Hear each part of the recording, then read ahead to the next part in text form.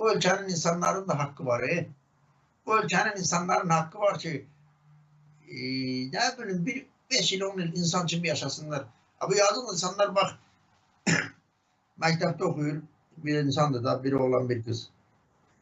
Məktəbdə oxuyur, bunun heç nəyi yoxdur. Məktəbə də yüzü qızara. Nə bilim oradan müəllimə pul basır. Bitər məktəbi qurtardı.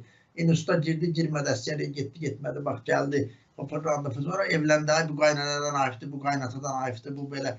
Belə bitər, başını salladın. O uşaqlar oldu, uşaqlar üçün əlləş vuruş, onu məktəbə qoy, bağçaya qoy, sonra instituta qoy, əsgərliyə getdi, alındı, getdi. Gəl insanın həyatı qalmır ha. Bir de onda ailesinden çayat tutarım. Adam ister ki olmasa 5 yıl təqaüd alsın normal. Bu kadar əziyyət çəkib, ömrü əzablar içində keçib.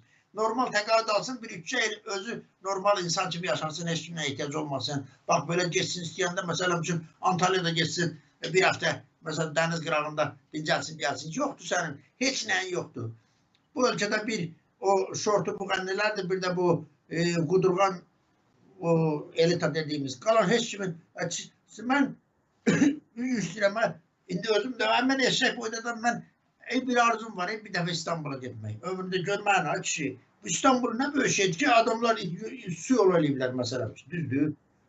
Mən eşək boydadan mən bunu ağlıma da gətirəm biləm, nətəri çıxışdıracam, neyniyəcəm. İstanbul'da da kişi Gəncəyə yasir olur, qarnıma sancı dolur ki, nətər eləyib, getməsəm də olmayacaq. Anlatabildim mi?